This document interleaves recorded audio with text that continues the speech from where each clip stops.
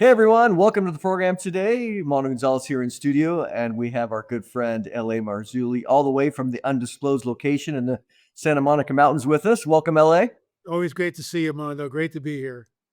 Well, there's been a lot going on over the last couple weeks, and I thought it would be appropriate to chat with you because most people now, or maybe some, that's one of the reasons why we're doing this, is there's a new documentary out called The Age of Disclosure. It can be found on Prime Video. And very well done for sure. Almost Really a well couple done. hours. Yeah. And I know you've had an opportunity to see it. I've actually watched it twice so far. And the thing is, I think this is going to be very interesting. It'll be interesting. Maybe your initial thoughts on: do you think this will be impactful, or do you think it'll just be ignored? I think it's gonna hopefully it'll go far and wide. Hopefully pastors will sit down and watch it. They need to.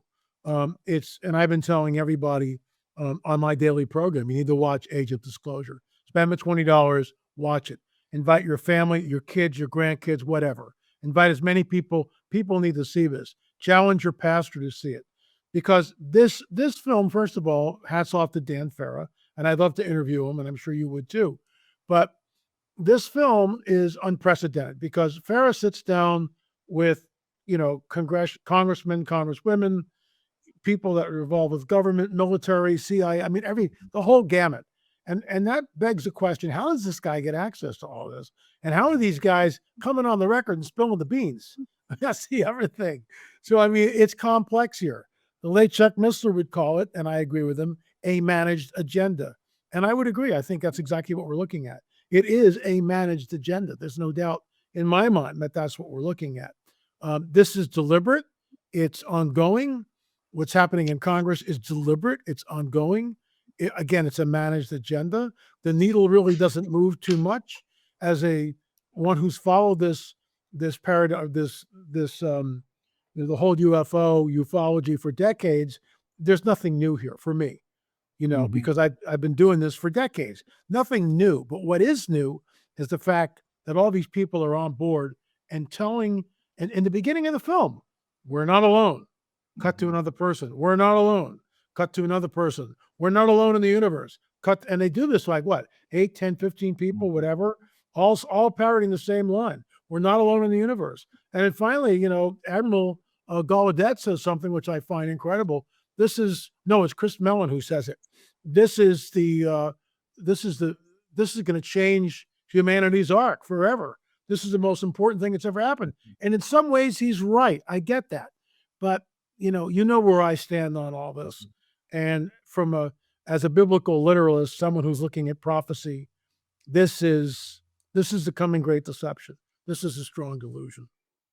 I think that's why it's important for us, and one of the reasons that again we talk about it. We've done, you and I, Gary, we've done programs on all DVD sets and all this, and certainly as a pastor for many years, I think about these conversations that I'd have with people. Again, just typical Christian, in a lay person, and said, "Hey, do you think there's life outside of the universe?" It brings up, what about the UFOs? Where are they from? Different things. It brings up a whole bunch of questions, which as Christians, we want to do our best to have answers for as much as we can. And let me just say up front that as we discuss some of this, I think of Deuteronomy 29:29. The secret things belong to the Lord. Okay, but those things he has revealed, he's revealed to us, and they're ours to search out. Proverbs 25:2, right? God conceals, to God's glory to conceal a matter. It's the glory of kings to seek it out. So it's to our glory and enrichment to seek out and squeeze out as much as we can with the hints that we see in Scripture. Obviously, not to make too much of them, but also not to make too little of them. So that's the balance that we have. I think too that these are phenomenal questions that are coming up. Again, as you mentioned, you have all these professionals, these career military people or political people that are coming out saying, think about that phrase, we're not alone in the universe. And so you have this idea of disclosure being put out here. Now, for some people, they're like, well, unless a current president or somebody else says it, I'm not going to believe it. Well, that's fine. But the fact of the matter is, there are dozens. He interviews dozens of people who are involved in all these things. So what it does is it brings to the forefront, and this is what I want to talk about, is It brings up questions, theological questions, which I want to get to eventually. But here we have right at the forefront. You wrote a book, The Rungs of Disclosure, which it's almost like he followed. Yeah, it's almost like he followed your outline of what Almost. you Yeah, almost. from 2017 on. And so what you have in written form, this is in a certainly in a film form, and obviously, as you mentioned, able to interview many of these key people, senators, defense intelligence agencies, etc., which again, very very powerful. So let's come out right at the front. Do you think that this movie, it's called The Age of Disclosure, it's giving again documented it going back, many years. Do you think this movie itself is one of the acts of disclosure? Yeah, this movie I think is the 25th rung on the ladder of disclosure. You can go to rungsofdisclosure.com and you can see the rungs that are there. And I think it's number 25 because what he's done, and you're right, it parallels the book Rungs of Disclosure. And that's not, I'm not accusing him in any way, shape, or form of plagiarism or anything like that. No. I mean, you just look at what's going on. There was a progression from 2017 to just the release was last Friday, the day after Thanksgiving. So look, something is going on, and all these people are saying, congressmen, government officials, CIA people. I mean, the whole deal, right? They're saying we're not alone in the universe. Well, okay, I agree with them. We're not alone, but what are these entities? Because these entities are visiting us. And what bothered me about the film is they never ever touched on the dark side of this thing. They never looked at the cattle mutilations. They never look at the abduction phenomena. Never. They never look at the hybrids, Dr. David Jacobs walking amongst us. And we cover that in our, my business partner, Gil Zimmerman and I, we have, 10 films on this. I know you guys sell this. And there, by the way, is the Kumbergaz UFO. Best UFO ever, in my opinion, because you see the beings right there. So Royce, there's a glare on the package, so you're going to have to, maybe Tower can throw that in because I know he's got it. But that's the best UFO footage I've ever seen, taken by the late Dr. Roger Lear over Lake Kumbergaz in Turkey, years ago. And you can see the beings inside the craft, and that craft is sitting there for hours, literally for hours. So it's like, they paint this picture, well, the technology and the back engineering, it goes back to Bob Lazar in the 90s, who claimed to be doing that at S4, Area 51, S4, back engineering the propulsion system for, crash retrieval. I mean, when you start going down the rungs or looking at the rungs, and you start looking at like Philip Corso's book, Day After Roswell, when you look at Walter G. Hunt, I actually did a program on this, his deathbed affidavit, which may or may not be a construct. Typical. We really don't know. Did he write that, or did he just sign his name on it, or was it given by somebody else to bolster? We have no idea. And now with AI, we really have no idea. What, Mondo, are you real? Am I looking at AI? Right? This is where we are. So the bottom line is these entities have been visiting us, I'll quote Derek Gilbert, for thousands of years. We both know that they have. But what are they really? Are they the Anunnaki, which a lot of New Agers hold on to? Well, you can call them whatever you want to call them, but the Anunnaki are just another name, in my opinion, to fallen angels. And these entities have been interacting with mankind literally for thousands and thousands of years. Native Americans, primitive cultures like in Africa, Australia. When I say primitive culture, that's sort of a derogatory word. People who don't have modern conveniences, let's say, go back 150 years, very primitive, still kind of living in what we would call the Stone Age, which is fine. But they had a very robust culture and they had things work. Well, they talk about the sky gods, Australia, Native Americans, and Africa, all over the globe, talk about the sky gods coming down, taking the women to where have I heard that before, and doing other things with them. Look at the Sitika, which now we're on the trail of a Nephilim here. But Sarah Winnemaka talks about the Sitika coming into the villages and taking the children and eating them and raping the women. I mean, it's everywhere. It's ubiquitous. It's a global phenomenon. But all that to say this, we are being visited. What are they? They're not extraterrestrials, including the Anunnaki. They are fallen angels, which have the ability to shapeshift appear as an angel of light or whatever else they want to appear as. And it's all about Basig, Gary Stearman, Genesis 3:15. They have been creating hybrids literally for, I would say, thousands of years. So, I want to get to some of the biblical ramifications probably, in a little bit, but let's kind of lay some groundwork here, because one of the things that you see going back to 2017 and kind of the start of the disclosure movement, Lou Elizondo is a major figure in the film, no doubt. Worked for ATIP, which it's important for people to understand a lot of these acronyms, UAP, unidentified anomalous phenomena or aerial phenomena. You get that, which kind of replaced the UFO terminology. You have Totally others deliberate. totally deliberate. Yep. Yep. All day long. Yep. They try to remove themselves from, when you say phenomenon, that doesn't always necessarily mean physical, where an object does, or you have a USO, unidentified submerged object, things coming out of the ocean. So they talk about all these things. But one of the things that they talk in the front there, LA, which I thought was helpful, is, with the research of ATIP or the US, or the UAP task force. So you have these different groups which are at least allegedly, okay, on the forefront of investigating these projects and trying to understand what has been happening since the 1940s. So early on, they begin to bring up this phraseology called the legacy program. And so talk about that, what it is, and talk about how it operates independently of what we understand as direct congressional or presidential even oversight. This goes back to 1947, when at the crash in Roswell. And, people have come up and I'm not going to disparage anybody. I'm not going to name names. Believe what you want to believe. I don't care at this point. Go out to the debris field and bring back some metal, and then we'll talk, okay? Because we've done that. And I'm boasting. Gil Zimmerman and I, Chuck Zukowski, Frank Kimbler, we went out to the debris field. And Chuck and Frank we're the only film company, according to Chuck Zukowski. I could be corrected here, but according to Chuck, we are the only film company on record to ever show a piece of the metal coming up out of the ground. That's it. Nobody else has done that. And we've had it analyzed, and it's an aluminum alloy, but it's in between two known aluminum alloys. And we've been to 3 different labs with 3 different pieces of the metal. They all said the same thing. Well, it's an aluminum alloy, but it doesn't match anything that we have. More testing needs to be done. Roswell was a crash.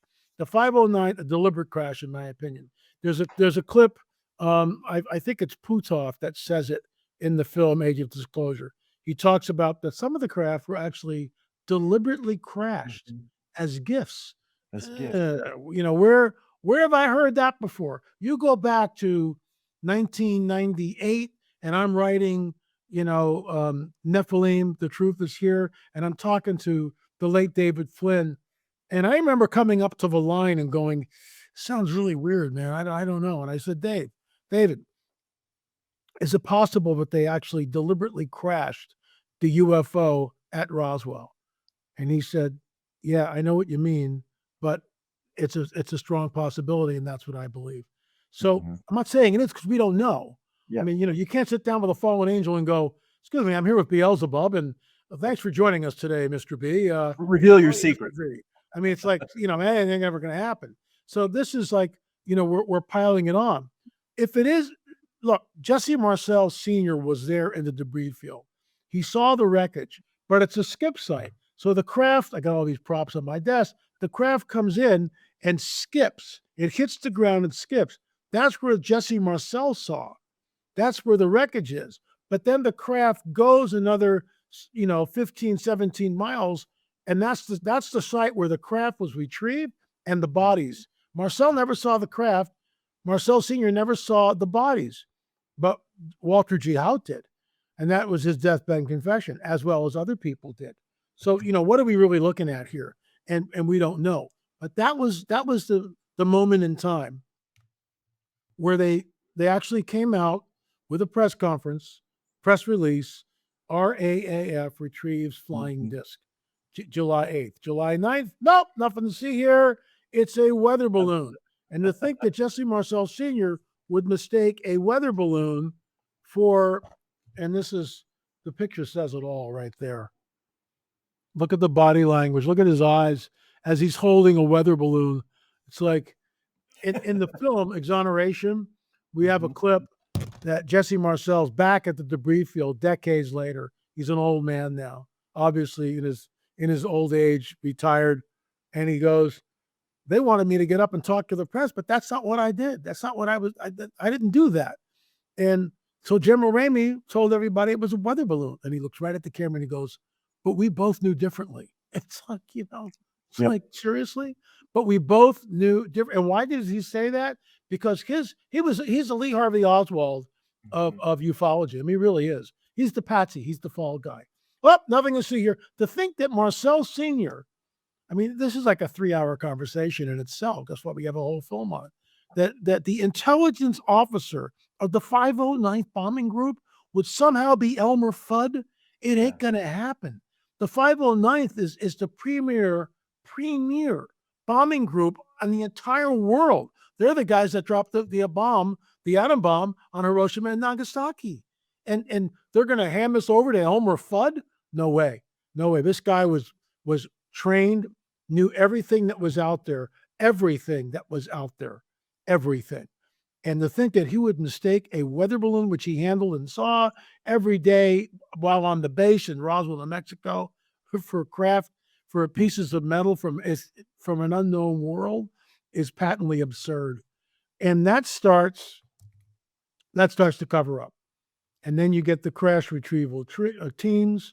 You get allegedly with Eisenhower, where he goes missing with the dental thing. It's just like classic wag the dog. I just love it. It's just unbelievable, right?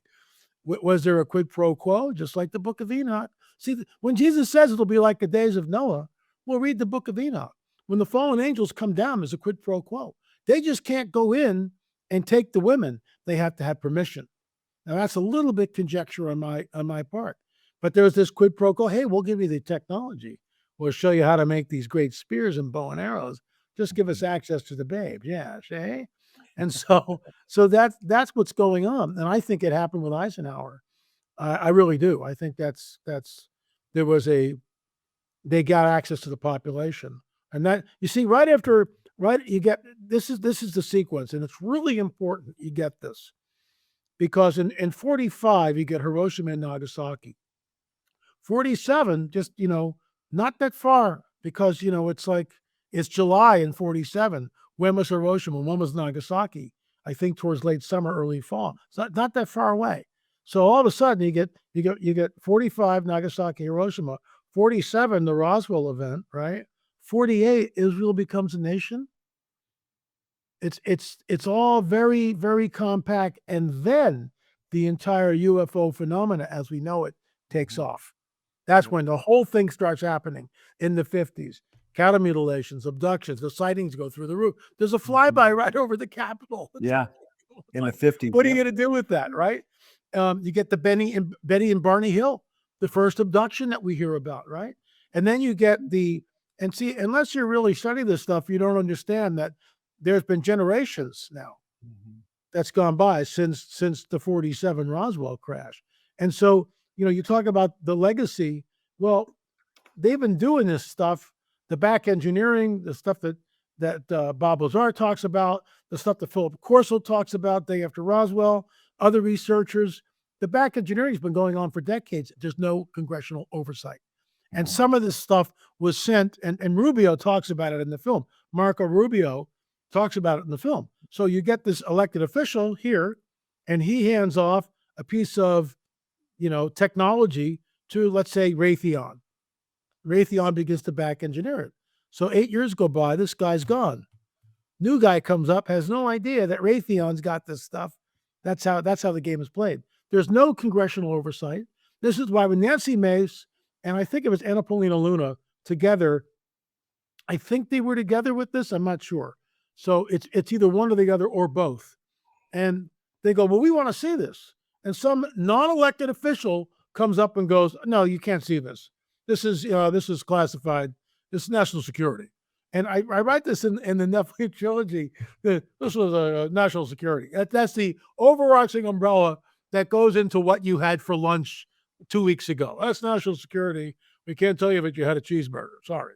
Yep. That's classified information, and you don't have I need to know. So, I mean, this is how the game is played. It's just unbelievable. So there is no congressional oversight. Now, before I've done this rant, I'll say it again here. I have been saying this over and over and over again.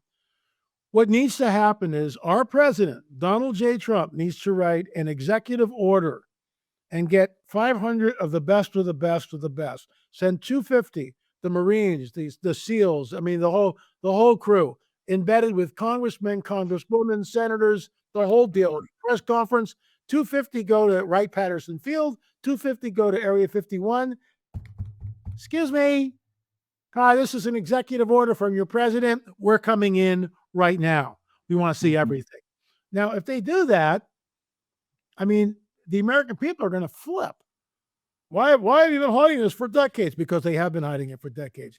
Jackie Gleason, I believe, one of the few presidents, this is conjecture, one of the few presidents ever to go into Area 51 was probably Richard Nixon. And he took Jackie Gleason with him. And of course, the Inquirer did a whole spread on it, right? But Gleason ain't lying. And I think he saw the bodies from Roswell, because I think that's where they are. Either there or Wright Pat. We don't know. Or maybe both. Who knows, right? But they're there. They're absolutely there. And see, this is problematic, that they know, you talk about the legacy, this secret government cabal, whatever you want to call it, but they're not elected officials. So there is a shadow government.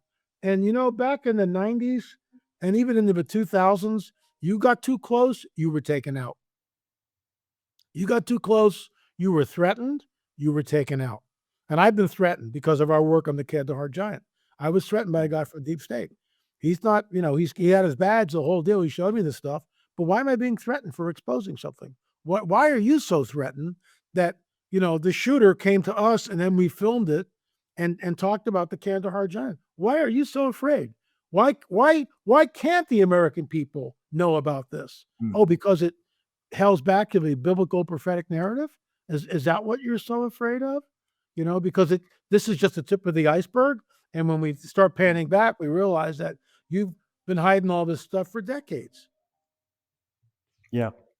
To me, I find it fascinating where, in the film, they kind of, the way they shared it at least was, I encourage people to watch the film in the sense that this was one of the major exposures beginning really 2017 of the legacy program. And what I found helpful was, again, you see all this, over the years. Again, I've been looking at this for a long time as well, but to see it come together in a very nice, organized way, where you have really going back again to the late 40s and 50s when the CIA was established.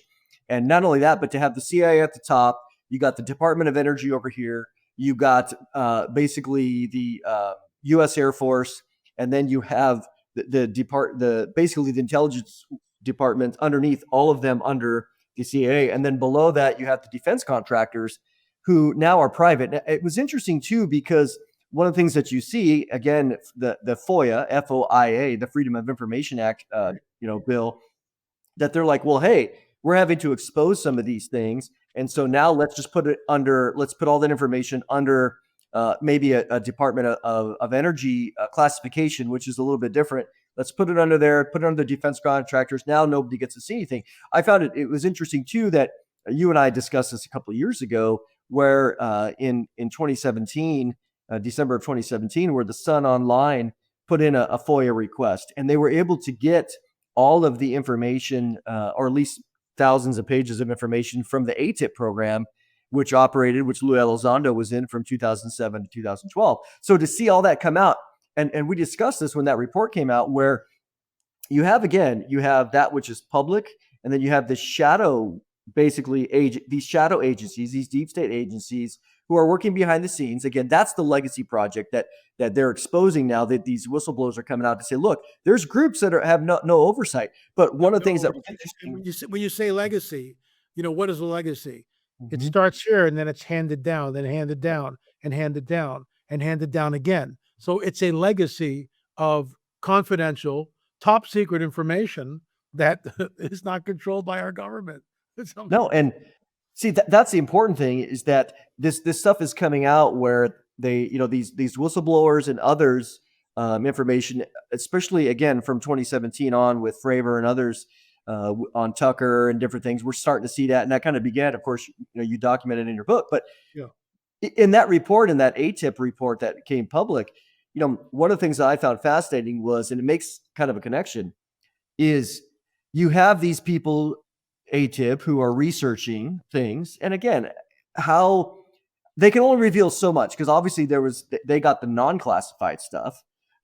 There was more stuff that certainly not. But in the stuff that was unclassified and given out, you have radiation burns, you have other kind of injuries, you have abductions, you have unaccounted for pregnancies, all the things that, again, are not, none of this is new to ufologists who have been watching this, or even Christians who happen to be ufologists like yourself, who are studying this for a long time. None of this is new, but to have it put out there, we've moved beyond now the tinfoil hat, the stigma. They spend a lot of time in the film talking about the stigma. And this is where I think, unfortunately, LA, the church, the church is called to preach the gospel. Amen. Let's do it. That's the most important thing, of course, of all.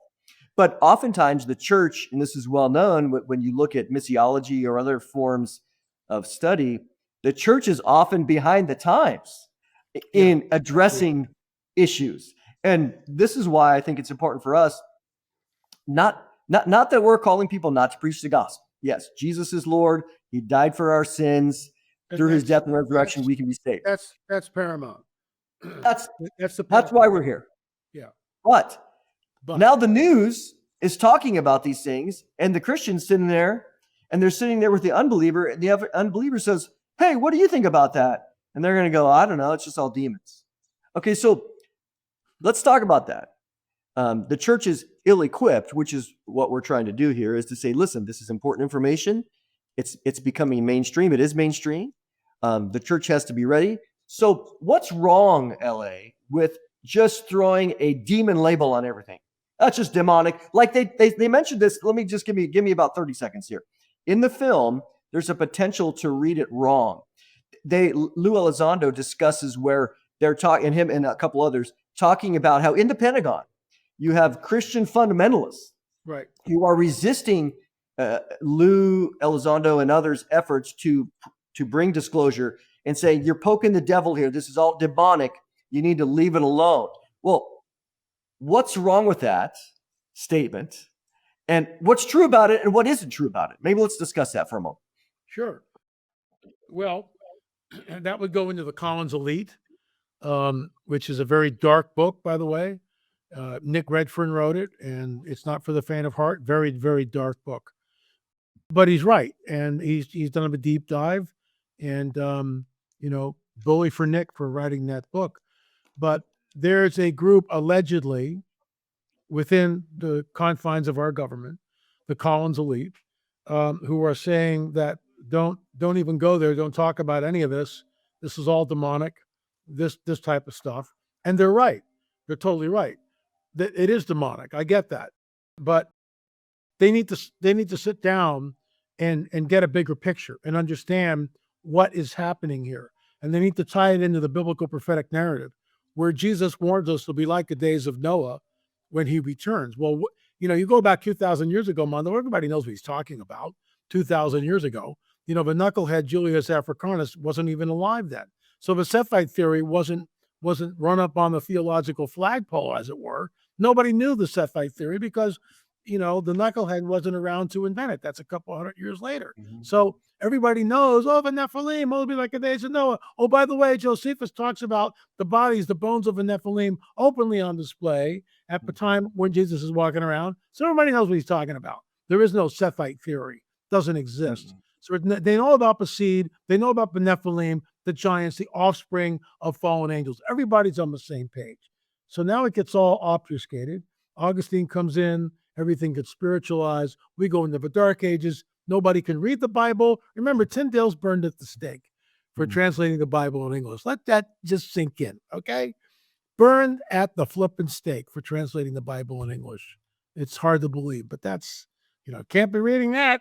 And so everything is hidden away from the common man. He has no idea what's going on.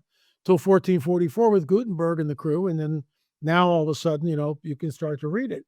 But even then, it's like decades before someone like Darby gets a hold and starts looking at the passages that we read in, 1 Corinthians 15:52 or, 1 Thessalonians 4:16. Behold, I showed you a mystery, we shall not all sleep.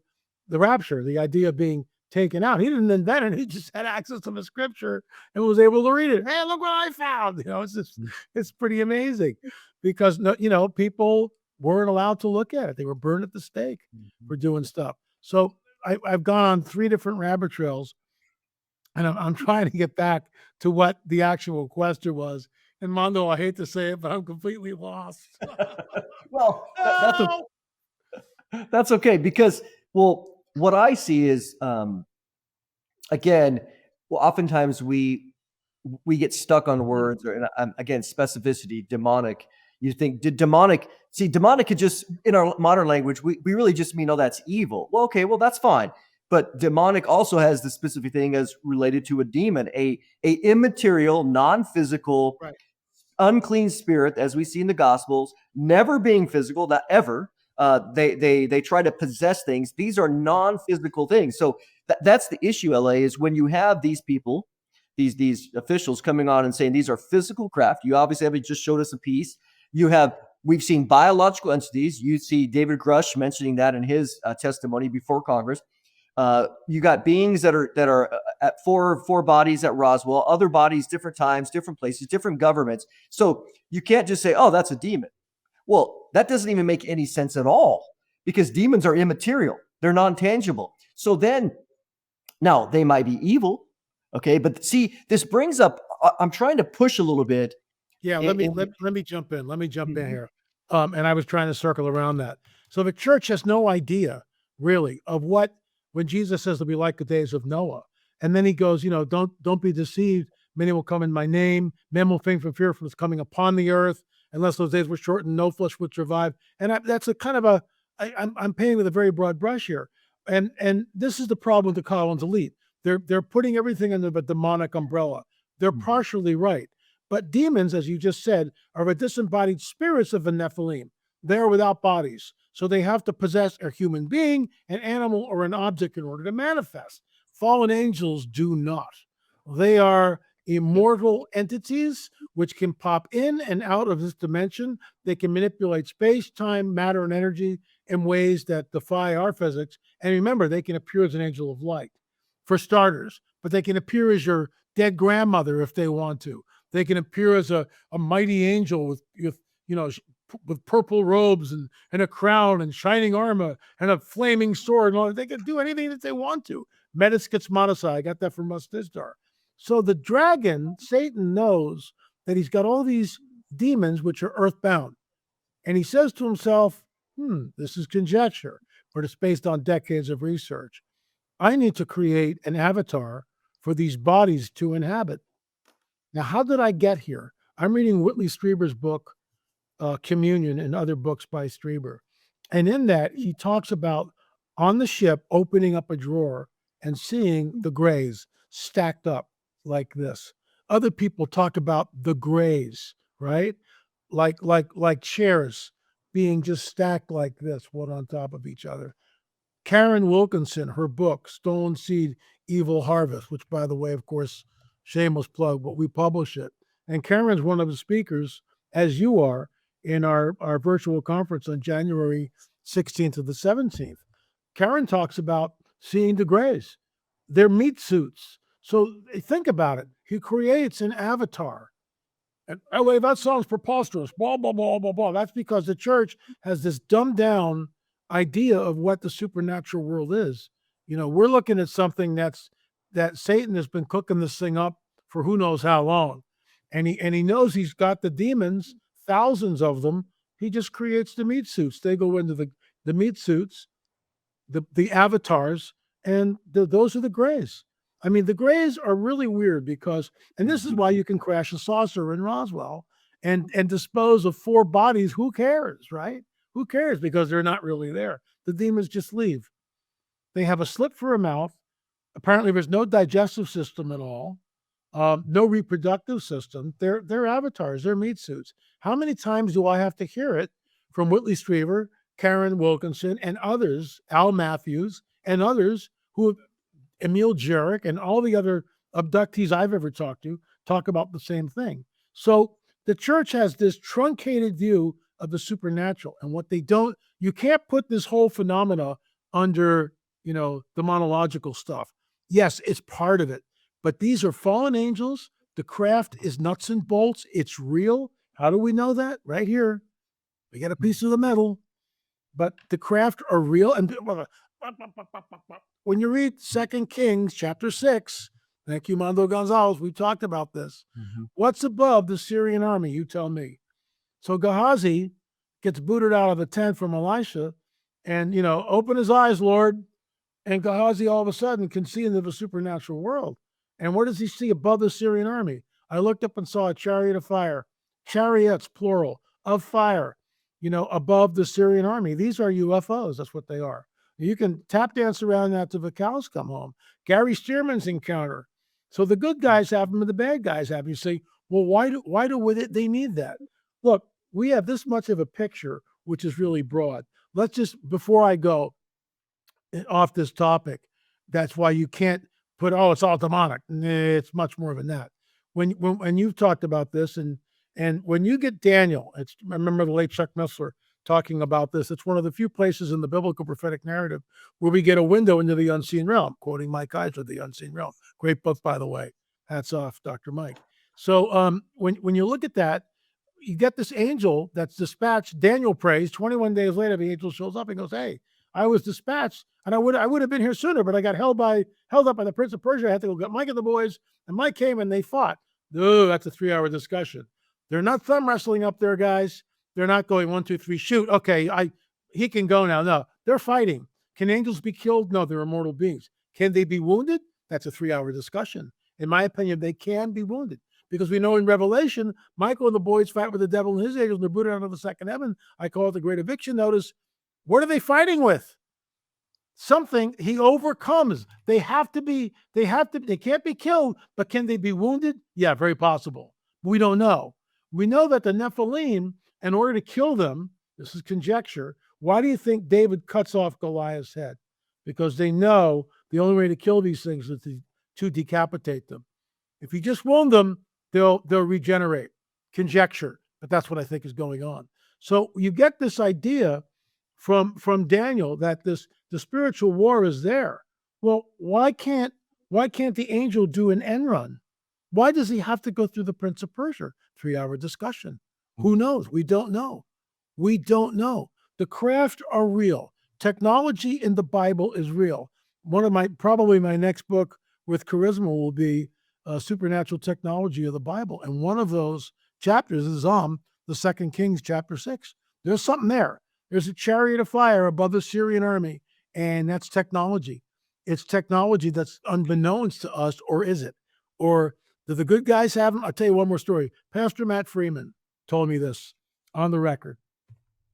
He said he was on a plane trip, a short little hopper from OK City to like Austin or something like that. So it's like a 1 hour trip. And he says, Lord, can I see one of the good guys?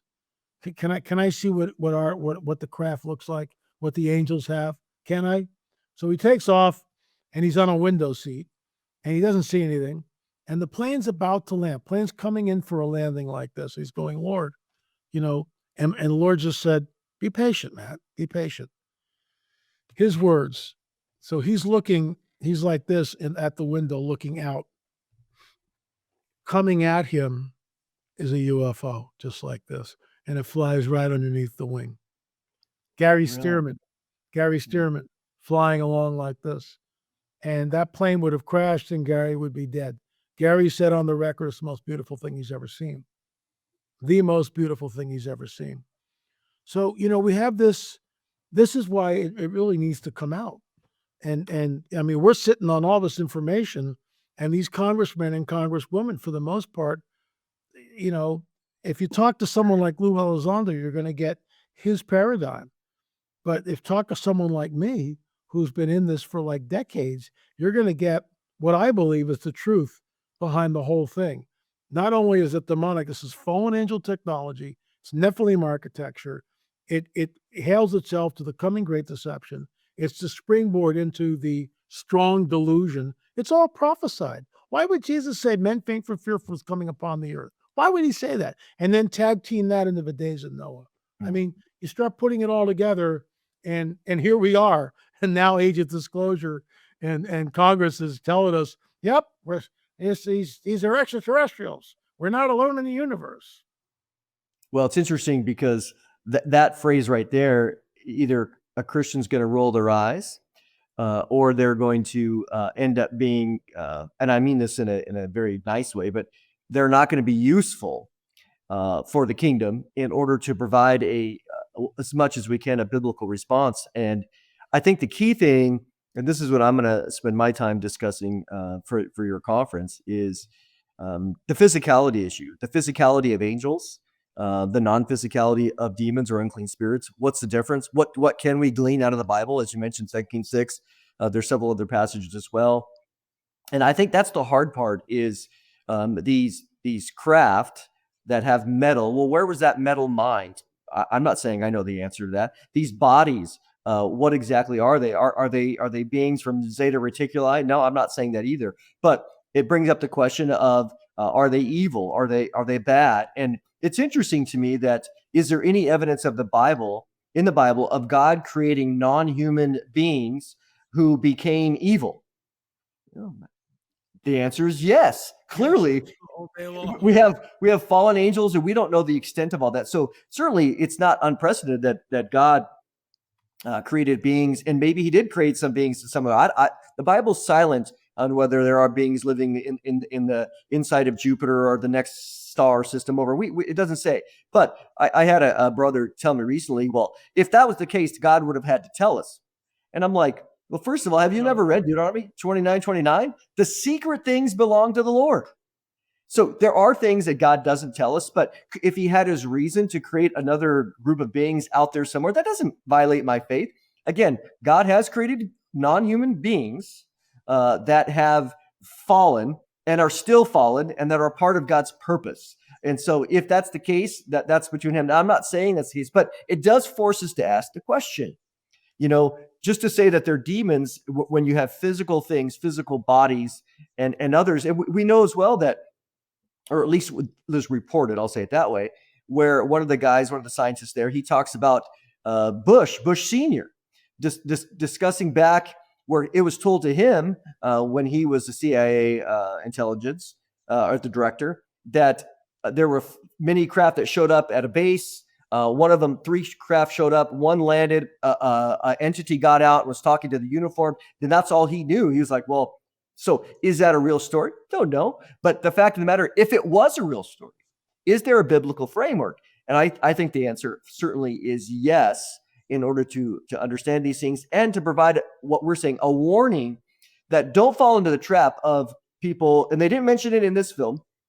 And they also did, as you mentioned, they didn't get into abductions or cattle mutilations. They left that out, probably wisely, I suppose, at this point. It was already 2 hours. But you have the Stephen Greers of the world who have been involved in this, and they're friendly. And he has nothing to be afraid of here. Start meditating. Bring them into your life. Call them in. Invite them in. Let's do some seances. He has a critical review of this movie because he talks about how they're all friendly. We're the ones that attack them. They're just being defensive. So all that to say is that the goal is, and again, I'm sure all of us will talk about it more and be able to systematically give a presentation on what the Bible says and its limits, to have an answer again at your virtual conference.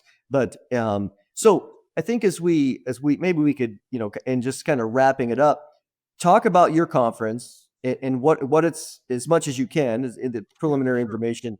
Help us know what we're gonna address there. Well, first of all, it's a virtual conference, and the reason for this is, people can just watch it. Everything is a pre-record. So definitely you're there. Karen Wilkinson, Alan DiDio, Tim Alberino, Derek Gilbert, Vicky Joy Anderson. There's some other people that might come on, Josh Peck. So, and myself, of course, and there'll be a Q&A, live Q&A on Saturday afternoon. So it starts on Friday and it will go, Friday night, probably 2 or 3 hours. I'm also going to show the Roswell films and probably the abduction film, and then probably What is the Truth. So you're getting 3 films for free. It's $19.99. And for all that information, the first 200 people that sign up for the conference get runs of disclosure free. And then the second 200, so the 300 to 500 people, $10 off. So, what I would like to see is, a couple thousand people sign up for this thing. And for $19.99, you can see it. So this is, we were going to do it earlier and actually talking to you, iron sharpens iron. And, we pushed it back to January to give people time to breathe and, get Christmas behind us. But, hopefully there won't be an announcement before that. So we can talk about that. But, well, yeah, exactly. 16th and 17th. Yeah. So, and I'm sure by the time this gets up, we'll have a link in the description or we'll have it, on there as well. But I think the key is that the church, again, oftentimes in general, the church is behind the scenes. And so, you have this film coming out. Now, let me just say it up front. I'm not saying I believe every last thing in the film. Okay. That would be foolish. That would be a lack of discernment. But if even 1% of it is true, and again, I think that there is certainly in the research more than 1% of it is true because you have so much for sure. And again, we've done a DVD on cattle mutilations, and the FBI has investigated it. I mean, this is you can find it on our store where we talked about UFOs, we talked about cattle mutilations, we talked about Genesis, we talked about the supernatural nature of the Bible. I think that was the DVD set that we did. But the fact of the matter is, we need to be on the cutting edge up front, being able to help people, because what we do know is that after the rapture takes place, when the Antichrist arrives on the scene, 2 Thessalonians 2 says this is a time of great delusion. It's a time of supernaturalism, whatever that means. That goes back to Genesis 6 for sure. Revelation 13 says the same thing. It's supernaturalism all over the place. So the first thing Jesus said in Matthew 24:4, on that day, let no one deceive you. There's going to be false messiahs. There's going to be false Christs. There's going to be false teachers. As you mentioned, Luke 21, cosmic things that are happening, men's heart failing them for fear. This is a time of great delusion. And our goal is, even if a person doesn't get saved, which that's the hope, but for those that hear the message, don't get saved, afterwards are going to go, hey, those 2 yahoos who I rejected, thought they were crazy, they planted some seeds. And we're trying to say this is a time of great delusion. Hold your Bible close. There's no doubt that this is it. There's a phrase I coined in the very first book I ever wrote, Nephilim, the Truth is Here, the coming great deception. Mm-hmm. People have borrowed that phrase and, of course, never point back to where the origin is. But this is it. This is the coming great deception. This will change everything. In fact, I think it's Chris Mellon who talks about this. This is going... Once disclosure, once a president or someone stands up and goes, we're not alone, this changes everything. And it changes it in a twinkling of an eye. I mean, just like that. The entire globe is going to go, oh my gosh, now what? And, the Vatican a couple of weeks ago, which by the way was another rung on the ladder of disclosure, talked about, the whole alien deal again. That if they're there, we're going to welcome them in. Who are we to, this whole thing. Baptize them. I mean, and it just goes back into our Watcher series when we sat down with Tom Horn and Chris Putman, not with Tom, but with Chris. Chris came on Exo Vaticana. Both of them are gone now. Both of them have, gone to the Lord. They're dead. Their bodies are anyway. They're alive and with the Lord. But, Chris Putman, right on the record, Exo Vaticana, basically stating that, the Vatican is going to baptize these entities if they come in. Look, folks, it's happening, and the church needs to wake up. Again, Paul writes that Satan comes with all signs and lying wonders. Jesus says, do not be deceived. Many will come in my name. I mean, I interviewed a guy from the Ray Aliens yesterday, or actually, a couple of days ago. And, these guys believe unequivocally that they're aliens, that there is no God. I mean, he's stated it on the record. There is no God. There's only the Elohim. Well, we had a discussion about the Elohim, and that was interesting. But this is coming down. It's no longer speculation. It really isn't. And that's why the Age of Disclosure film is so important. And that's why our virtual conference on January 16th and the 17th, we're going to spill the beans. A lot of great speakers. It's virtual, $19.99. You have total access. So there you go. Yeah, I'll just say this, that in the film, in the Age of Disclosure film, they briefly discuss the Vatican, and that the Vatican is well aware of UAPs and non-human intelligence. And we've Yep. seen over the years, as you mentioned, that the Pope and others, they have a powerful, really platform to shape narratives amongst the people who consider themselves Catholic. And so to see them in the past, again, we know, all the stuff Tom Horn has done, and others with Tim Alberino and even Steve Quill going down to Mount Graham and researching down there. They have, I would love to, look through their binocular telescope, as we know, called Lucifer. But nevertheless, it's an amazing piece of equipment. But that they're astronomers. It's amazing that you wonder if they even have any faith at all. But they discuss these things. They discuss the idea that, well, either we would baptize them, or some of the theologians at the Catholic Church have said, well, if they come, they might give us a greater understanding of the Creator, and they might give us extra revelation that was not included in the Bible. And so we can learn from our space brothers, which is shocking that they would even say such a thing. So again, what we're saying here is we have the opportunity to stay ahead of the game, to provide a biblical framework, not a Catholic framework, not a compromising framework that we could potentially see. We've seen it in the past from the Vatican. Will the new Pope do it? Don't know. But if he does, we want to be ready in advance to thwart any of that false, erroneous thinking in order to stay extremely biblical. And I joke, but in the sense of if a craft landed, I'd go up there and I'd knock on the door and I'd be like, okay, one question. Do you believe that Jesus is the Messiah, the Son of the living God, and salvation is found only in him alone? Yes or no? Yes or no. That's all, it. That's all I need to know. Dance. Just, did Jesus come in the flesh? Thank you very much. Yep. So anyways, well, thank you, LA, as always, for helping me. Great to be here. Thank you. Just discussing all this, and everybody else, again, be on the lookout for LA's virtual conference coming up next month. We're already in December.